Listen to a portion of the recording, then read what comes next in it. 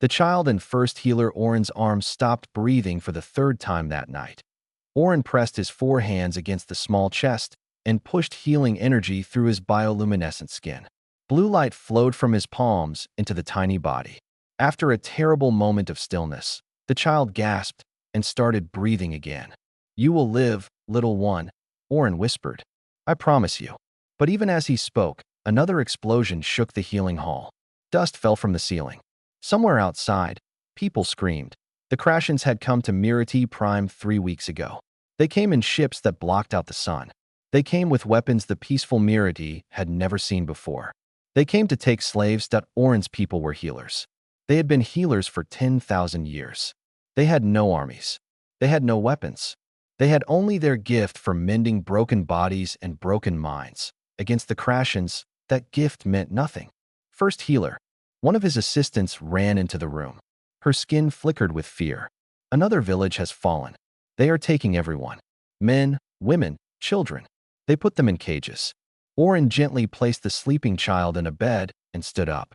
His body ached. He had not slept in 4 days. "How many wounded?" "Hundreds. Maybe more." He nodded slowly. "Prepare more beds. Use the prayer halls if you must. I will be there soon." When his assistant left, Oren walked to the communication device in the corner of the room. He had sent the same message every day for 3 weeks. Every day, he received the same response that he pressed the button and spoke. "This is First Healer Oren of Mirati Prime. We are under attack. Our people are dying. We beg the Galactic Union for medical assistance. Please, help us." The response came within minutes. The same cold, official voice as always. "First Healer Oren, the Galactic Union has received your request. Emergency medical vessels have been dispatched. Estimated arrival time, for standard months. Please remain calm and await assistance." For months. In 4 months, there would be no one left to save. Ambassador Talon found him still standing by the device, staring at nothing. The Vashiri diplomat was tall and thin, with scales that shimmered like oil on water. He had come to Mirati Prime for trade negotiations. Now he was trapped here like everyone else. "I heard the response," Talon said. His voice carried the same dismissive tone it always did. "You should not be surprised. The Union moves slowly. It is the price of civilization. The price of civilization is dead children. The price of civilization is order.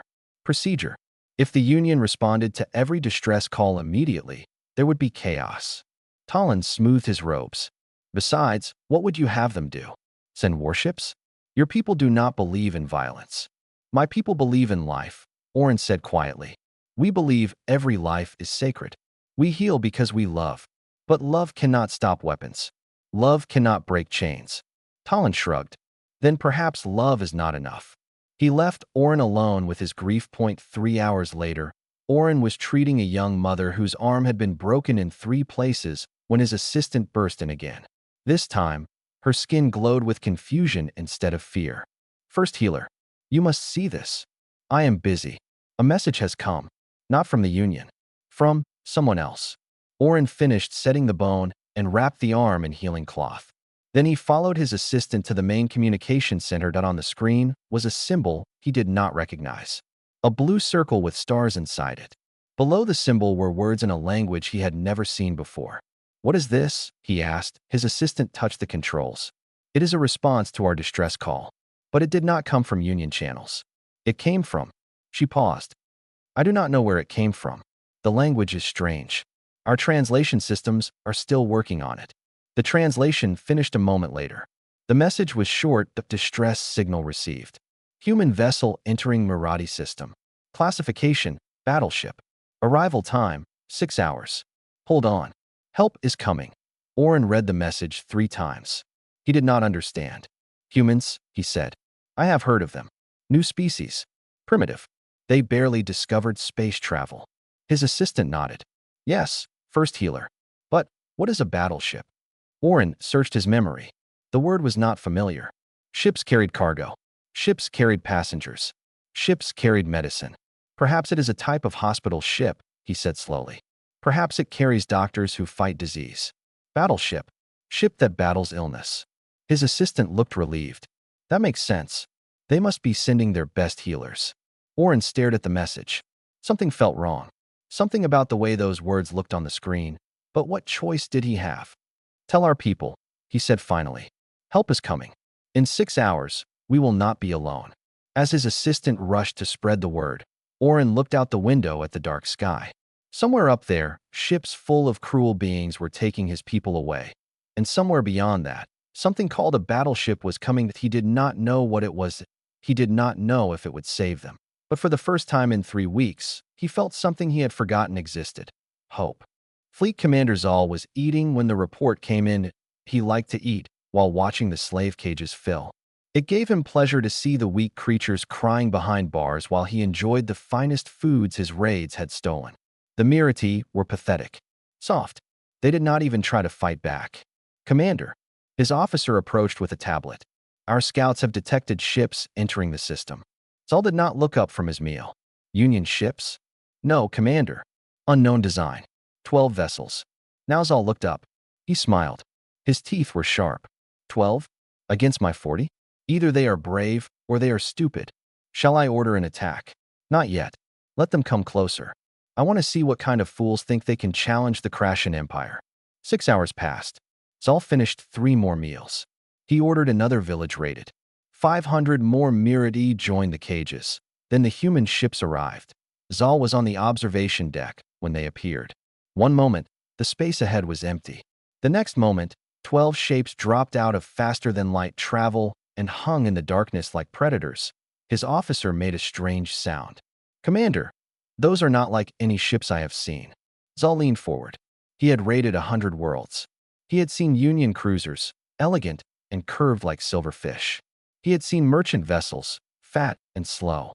He had seen Krashen warships, built for fear and violence. These were none of those things. The human ships were angular. Hard. They had no beauty at all. They looked like they had been built by creatures who did not care about grace. They only cared about one thing, destruction. What species are they? Zal asked. Humans, Commander. A young species. They have only been in space for a short time. Zal laughed. Babies. Infants playing at war. He stood up. Hail them. Tell them to leave or die. The communication connected. A face appeared on the screen. It was a human female. Her hair was gray and black mixed together. Her eyes were calm. Completely calm. That bothered Zal more than he wanted to admit. I am Fleet Commander Zal of the Krashen Empire, he announced. You have entered space that belongs to us. Leave now, and I will let you live. The human female did not blink. I am Admiral Diana Webb of the 7th Human Defense Fleet. We received a distress call from Mirati Prime. We are here to respond. The Mirati asked for doctors. You brought warships. You are confused. I am not confused. The human's voice was soft but hard at the same time. Commander Zal, you have 1 hour. Release all Mirati captives. Leave this system. Surrender your vessels. This is your only warning. Zal stared at her. Then he started laughing. He laughed so hard that tears ran down his face. 1 hour? Little human, I have 40 ships. You have 12. My crews have fought for generations. Your species just learned to fly. Do you truly think you can threaten me? The human female did not laugh. She did not smile. She simply looked at him. 1 hour, she repeated. After that, we begin. The communication ended. Zal turned to his officers. They looked nervous. He did not like that. Prepare all ships for battle. We will destroy these humans and add their ships to our collection. Perhaps we will take some of them alive. I hear they are good workers. His officers rushed to obey. On the planet below, Oren stood outside the healing hall and looked up at the sky. His assistant stood beside him. The humans have arrived, she said. But first, healer, they are not doctor ships. They are warships. Fighting ships. Oren felt his hope crumble. Warships? Why would they send warships? We asked for medicine. We asked for healers. A communication came through from the human fleet. A hologram appeared in front of them. The same gray-haired human that Zal had spoken to. First healer Oren, she said. I am Admiral Diana Webb. We received your distress call. We are here to help. Oren spread his forearms. Admiral, we asked for medical aid. We asked for doctors. These are battle vessels. The human looked at him. Her eyes were kind, but also hard. She had seen terrible things. Oren could tell. First healer, she said. We brought our doctors. We brought medicine and supplies and everything you need. But we also brought the means to make sure those doctors can do their work. I do not understand. The human smiled. It was not a happy smile. It was the smile of someone who understood pain very well. In human medicine, there is a concept called triage. When many people are hurt, you must decide who to help first. But before you can help anyone, you must stop the bleeding. She paused. Right now, first healer, your world is bleeding. The Crashens are the wound. We are here to close that wound. With violence. With whatever is necessary. The Admiral's voice was gentle now. We are a young species. We make mistakes. But we learned one thing very early. Sometimes, the only way to save lives is to make sure no one can take them. In space above, Zal's ships were moving into attack formation. The hour was almost over. Admiral Webb looked up at something outside the hologram's view. Forgive me, first healer. I must go now. Stay inside. Stay safe.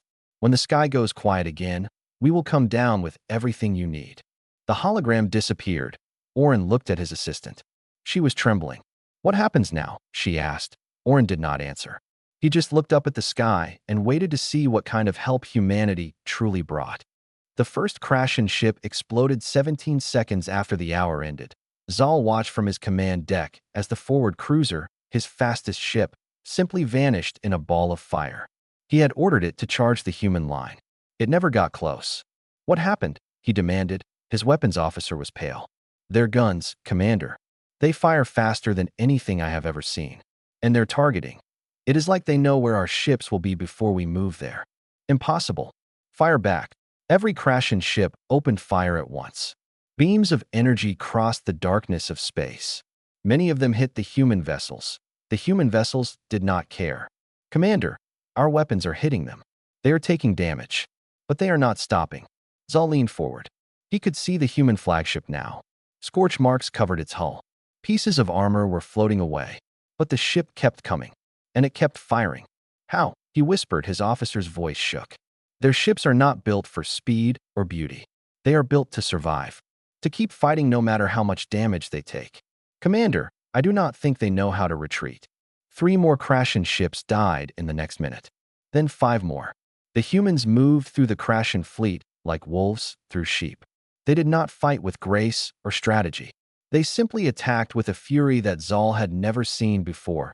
By the time 40 minutes had passed, 28 Crashen ships were gone. The remaining 12 were retreating in panic. Zal's own command ship had taken heavy damage. Fires burned in 3 sections, and the humans had lost only 2 ships. Both were still fighting. Down on the planet, the Mirati watched the sky flash with fire. Many of them prayed. Others held their children and wept. Orin stood on the roof of the healing hall, looking up. He could not understand what he was seeing. The peaceful healer in him was horrified by the destruction, but another part of him, a part he did not know existed, felt something else. Relief that a shuttle landed near the healing hall an hour later. Human soldiers poured out, carrying weapons and wearing heavy armor. Behind them came others in lighter gear, carrying boxes marked with a red cross symbol. That a young human female approached Orin. She wore armor like the soldiers, but her badge showed the same red cross. First healer, Orin? I am Lieutenant Rosa Mendez. Combat medic. We are here to help your wounded. Orin stared at her. You are a healer? But you carry weapons. You wear armor like a warrior. Rosa looked down at the rifle on her back. I am a healer first. Everything else second. But if someone tries to stop me from reaching my patients, I need to be able to stop them first. I do not understand. How can you heal and hurt at the same time? Rosa smiled. It was a sad smile. On Earth, our home world, we learned something a long time ago. Sometimes the only way to save the innocent is to be willing to fight the guilty. My job is to keep people alive. All people. I will kill if I must, but only so I can save more lives. The human medics spread through the Mirati settlements. They set up field hospitals in minutes. They used machines that Orin had never seen before. Technology designed not for comfort, but for crisis. Orin followed Rosa into a building filled with wounded Mirati. Many had been hurt by Crashen weapons. Others had been beaten or burned. And in one corner, lying on a bed, was a Crashen raider. He had been captured during the ground battle. His leg was badly broken. Orin expected the humans to ignore him. Or worse. Instead, Rosa walked straight to his bed and began treating his wounds. What are you doing? Oren asked. He is the enemy. His people killed hundreds of us. Rosa did not stop working. He is a patient. That is all I see right now. His crimes are for others to judge. My job is to keep him alive long enough to face that judgment. But how can you help someone who hurt your friends? How can you show mercy to a monster? Rosa looked up at him.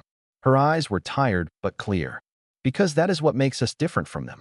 If I let him die out of hate, then I become a little bit like him. I cannot allow that. Every life I save, enemy or friend, is a victory. Every death I prevent is a battle won. She finished setting the Krashen's leg and moved to the next patient.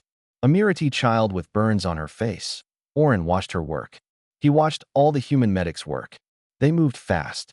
They worked hard. They saved lives that Oren thought were lost, and they did not ask whether a patient was Mirati or Krashen. They simply healed. By evening, the ground was secure. Krashen raiders were in custody. The wounded were being treated. The dead were being counted. Admiral Webb landed and walked through the healing halls. She stopped beside Oren. First healer, how are your people? Oren was exhausted, confused, grateful. We are alive. Because of you. But I still do not understand. You came with warships. You killed so many. How is that healing? Webb looked around at the wounded being treated, at the children finally sleeping without fear. Sometimes, she said quietly, the sickness is not inside the patient. Sometimes the sickness is the one attacking the patient. We could not heal your people until we removed the infection. The Krashens were the infection. She put a hand on his shoulder. We are not gentle healers like you. We cannot be. The universe is too dangerous for that. But we heal in our own way. We protect. We defend. We make sure no one can hurt you again. Oren looked at the human admiral, at the warrior, at the healer, and for the first time, he began to understand. Zal had nothing left but rage. His fleet was destroyed. His raiders were captured. His dreams of glory had turned to ash. So he did what desperate creatures always do. He took hostages. 30 Mirati civilians. Ambassador Talon. 2 human soldiers who had been wounded in the ground battle. All of them were now locked in the cargo hold of his damaged command ship. Admiral Webb. Zal's face appeared on every screen in the system. I know you can hear me. I have your people. I have the Mirati diplomat. I have the Union ambassador. If you do not withdraw your ships immediately, I will kill them all. On the bridge of the HSS Steadfast, Admiral Webb listened in silence. He will do it, her officer said. Krashens do not bluff. I know. Webb's voice was calm. Open a channel. Zal appeared on screen again. He was sweating. His eyes were wild. Behind him, the hostages knelt with their hands tied. Commander Zal, Webb said, I want you to understand something about humans. I understand enough. You are killers, warriors. You fight and destroy. I can do the same. No. Webb shook her head slowly. You do not understand at all. Let me explain. She leaned forward. 50 years ago, when I was young, I was a medical officer on a colony world. We had a small hospital, 100 beds. We treated everyone who came to us. Humans, aliens, anyone who was hurt. Zal sneered. I do not care about your history. You should, because one day, raiders came. Not Krashens. Another species. They wanted to take our people as slaves. Just like you. Webb's voice did not change. It stayed calm, almost gentle. They attacked our hospital. They killed 200 patients. They killed every doctor and nurse. Everyone except me. I was outside when it happened, getting supplies. The bridge was silent. Everyone was listening. I found them afterward. My friends. My patients. Children I had promised to save. All dead. Because I was not there. Because I could not protect them. She stood up. That day, I made a choice. I would never be powerless again.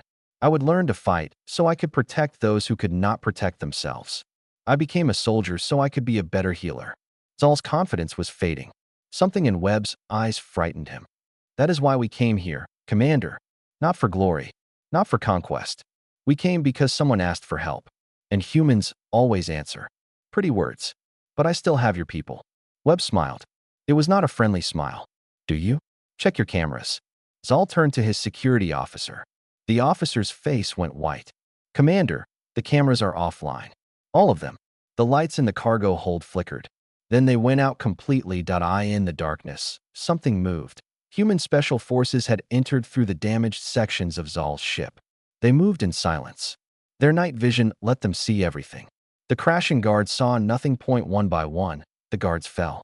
Quick, quiet, professional. When the lights came back on, every guard was on the floor. The hostages were surrounded by humans in black armor. Ambassador Talon stared at his rescuers with wide eyes. "How?" he whispered. The squad leader helped him to his feet. "We trained for this, Ambassador. Hostage rescue is one of our specialties. Are you injured?" "No. No, I am not. You came for us." "Of course we did." On the bridge, Zal screamed in rage. He grabbed a weapon and ran toward the cargo hold. His remaining officers followed. They did not get far. More human soldiers were waiting. Zal fired his weapon. A human took the shot and kept coming. The armor held. Zal fired again. Another human absorbed the blast. They were not stopping. They were not retreating. They just kept coming. Zal was captured in less than a minute. He was still screaming when they put the restraints on him. Admiral Webb arrived on the crashing ship an hour later. She walked into the holding cell where Zal waited. The once proud commander looked broken. "You could have killed me," he said. "Why did you not?" Webb looked at him with something like pity. "Because dead, you are a martyr. Alive, you face justice. Your victims deserve to see you judged for what you did to them." "Justice? What justice? The Union does nothing. No one punishes raiders." "We do." Webb turned to leave. "The universe is changing, Commander. There are new rules now. Hurt the innocent, and humans will come. Not to kill you. That would be too easy. We will make sure you live to answer for everything." She paused at the door. "And if anyone else thinks about following your path, they will see what happened to you. They will think twice." Zal said nothing. For the first time in his life, he had nothing to say. On the surface, Rosa Mendez was treating the last of the wounded when Oren found her. "Your people saved the hostages," he said. "We did. My brother was among them. He was captured 2 weeks ago. I thought he was dead." Oren's voice broke. "You saved him." Rosa put down her medical kit and looked at the healer. "That is why we came. That is what we do. We protect people. We save them. And sometimes, we have to fight to do it." Oren reached out with his 4 arms and embraced the human. It was awkward. Their bodies were very different. But the meaning was clear. "Thank you," he whispered. "Thank you for everything." Rosa hugged him back. "You are family now. And humans never abandon family." The news spread faster than light itself. Within days, every species in the Galactic Union had heard the story. A small human fleet had destroyed 40 crashing warships. They had rescued thousands of slaves. They had captured the most feared raider commander in 3 sectors. And they had done it because someone asked for help. The Galactic Union called an emergency session. Diplomats from 100 worlds gathered in the Great Hall on the capital planet. The matter was simple. What should be done about the humans? The crashing ambassador spoke first. His voice was full of rage. "These humans are dangerous savages. They attacked our vessels without warning. They killed thousands of our warriors. They violated every law of interstellar conduct. They must be punished." Murmurs of agreement came from some sections. Others stayed silent. The human ambassador rose to respond. She was a tall woman with gray hair and steady eyes. She had once been a soldier herself. "We did not attack without warning," she said calmly. Fleet Commander Zal was given 1 hour to release his captives and leave peacefully. He chose violence instead. "We responded. You had no authority to be there. We had the only authority that matters." The human ambassador looked around the hall. A peaceful species was being enslaved. They called for help. No one answered. The Union said it would take 4 months to send medical ships. In 4 months, there would be no one left to save. She stepped forward. "So we went. We did not ask permission because permission would have come too late. We made a choice. The same choice any of you would make if your children were being taken."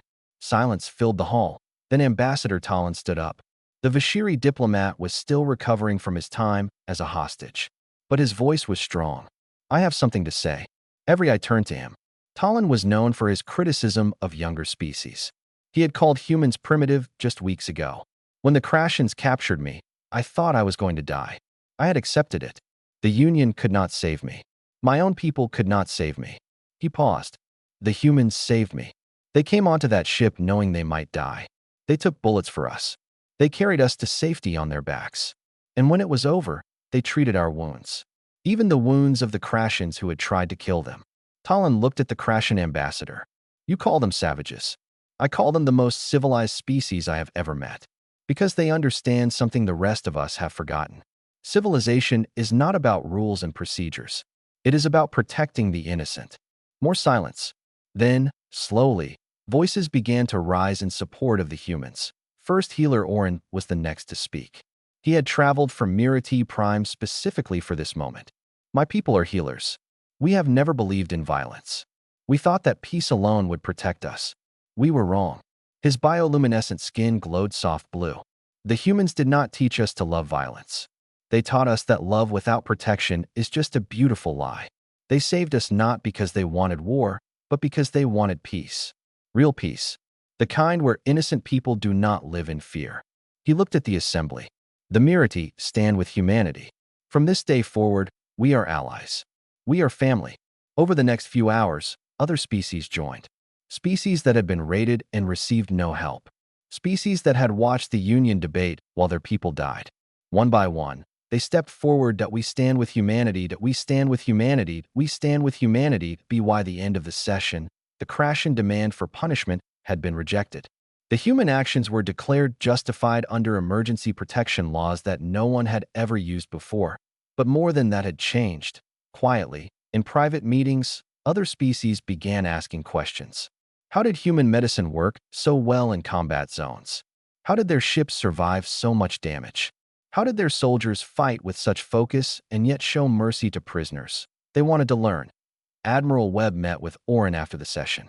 They walked through the gardens of the capital world, surrounded by plants from 100 different planets. You spoke well today, Webb said. I spoke the truth.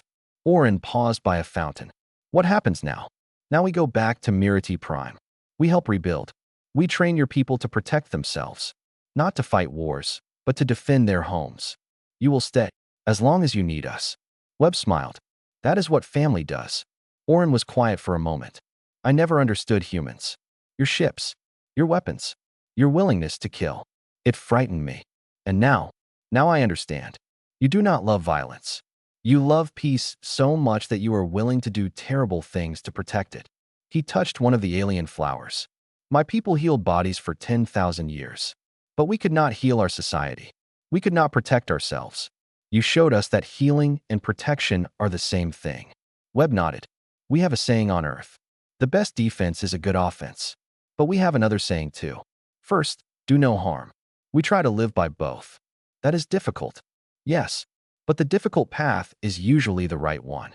They walked back toward the diplomatic building. Behind them, the garden bloomed with life. Around them, the galaxy was changing, and for the first time in 1,000 years, the predators were afraid, because the humans answered distress calls. And they never came alone. 1 year later, Mirati Prime had become the center of something new. The Healing Alliance Academy stood where burned villages once lay. Its walls were white and strong. Its halls were filled with students from a dozen species. And its teachers were both Mirati healers and human medics. Rosa Mendez stood before her morning class. Her students were young Mirati, their forearms folded in attention. Behind them sat observers from other worlds, species who had heard the stories and wanted to learn. Today we study the first principle, Rosa said. Can anyone tell me what it is? A young Mirati raised one of her arms. A healer who cannot protect their patient is only half a healer. Good.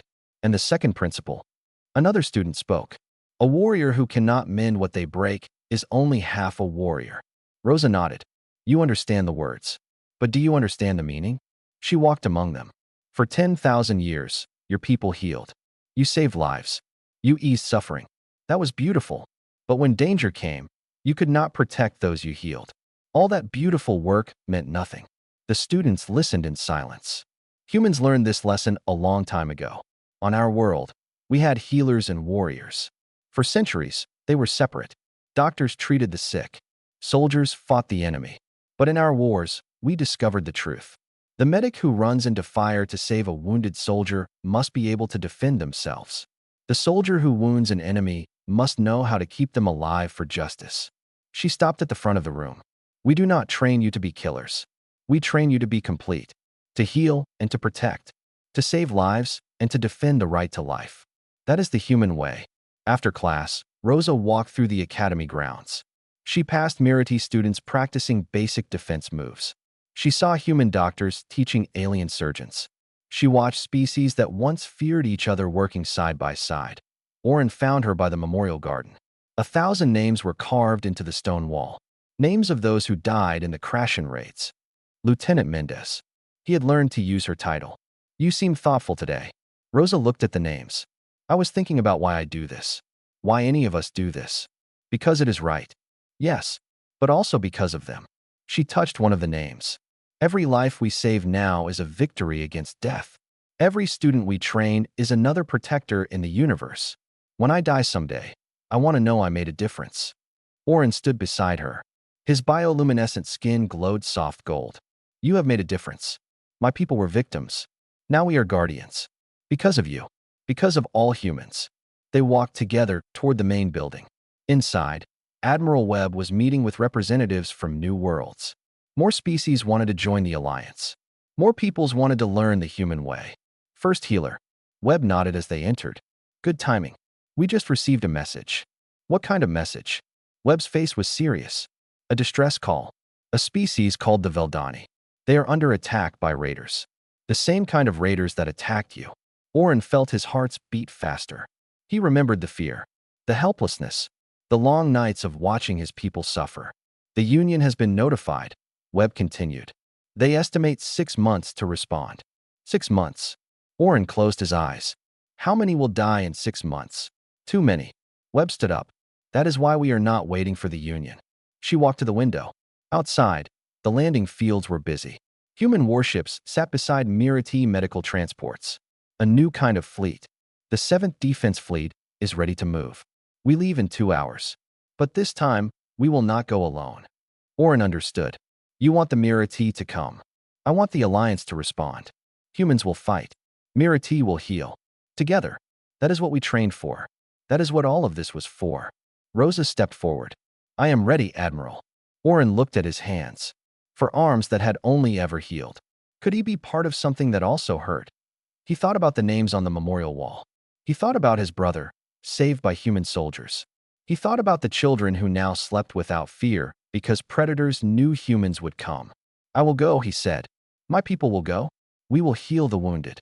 We will save the dying. And we will stand beside our human family. Webb smiled.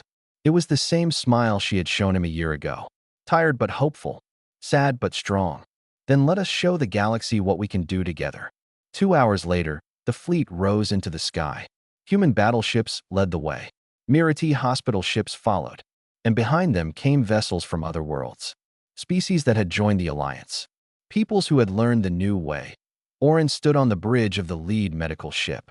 He watched the stars stretch as they jumped to faster-than-light speed. Somewhere ahead, innocent people were suffering. They had sent a message into the darkness. They expected doctors, if they were lucky. They expected nothing, if they were honest. They did not know what was coming. Oren thought about the words he would say to them when they arrived. The same words the humans had said to him a year ago, that we received your distress call. We are here to help. And this time, there would be no confusion. The battleships and the doctors arrived together. Because they had always been the same thing, two sides of one heart. The human heart. And now, the heart of the Alliance.